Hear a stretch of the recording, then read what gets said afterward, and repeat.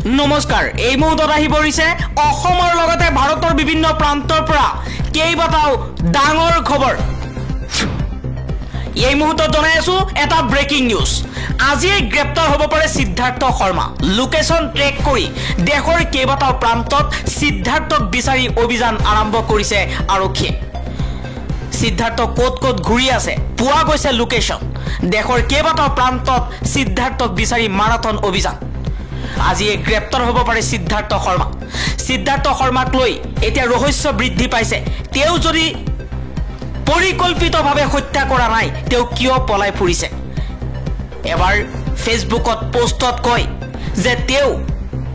এসআইটিৰ দলক সহযোগ কৰিব কিন্তু তেও সহযোগ কৰা দূৰৰ কথা তেও দেশৰ বিভিন্ন প্ৰান্তত জিলাই ঘূৰি ফুৰিছে কিন্তু আৰক্ষীৰ হাত আইনৰ হাত বহু দীঘল যতে আছে সিদ্ধাৰ্থক টানি অনা হ'ব বুলিও ঘোষণা কৰিছে মুখ্যমন্ত্ৰী হিমন্ত বিশ্ব শৰ্মাই ইফালে জুবিনৰ পত্নী গৰিমা শইকীয়া গাৰ্গে কৈছে যে সিদ্ধাৰ্থক লৈ সন্দেহ হৈছে তেও কিয় সিংগাপুৰৰ সেই দ্বীপখনলৈ লৈ গৈছিল কিয় জুবিন গাৰ্গ অসুস্থ বুলি জানিও সাগৰত নামিবলৈ দিছিল আজি গ্ৰেপ্তাৰ হ'ব পাৰে শ্যামকানু মহন্ত আজি সিংগাপুৰলৈ ৰাওনা হ'ব অসম আৰক্ষীয়ে গঠন কৰা এসআইটিৰ দল ইতিমধ্যে আৰক্ষীক সহযোগ কৰিব বুলি ফেসবুকত পোষ্ট দিছে শ্যামকানু মহন্তই ইফালে শ্যামকানু মহন্তৰ ঘৰত বিভিন্ন চৰকাৰী বিষয়াৰ সিল মুখৰ লগতে আপত্তিজনক নথিপত্ৰ পোৱা গৈছে তেও এজন দাগী অপৰাধী বুলি এতিয়া চিনাক্ত হৈ গৈছে নন বেইলেবল এৰেষ্ট কৰিব লাগে শ্যামকানু মহন্তৰ ঘৰত বিভিন্ন চৰকাৰী বিষয়াৰ সিল মুখৰ লগতে আপত্তিজনক নথিপত্ৰ পোৱা গৈছে বৰহাপাৰা ষ্টেডিয়ামত আজি মহিলা বিশ্বকাপৰ উদ্বোধনী মেচ ভাৰতৰ সৈতে মুখামুখি হ'ব শ্ৰীলংকা ডোনাল্ড ট্ৰাম্পৰ ডাঙৰ সিদ্ধান্ত শুল্ক আৰোপ কৰি আকৌ চৰ্চাত আমেৰিকাৰ ৰাষ্ট্ৰপতি ডোনাল্ড ট্ৰাম্প বিদেশী চিনেমাৰ ওপৰত 100% শুল্ক আৰোপ কৰিছে আমেৰিকাই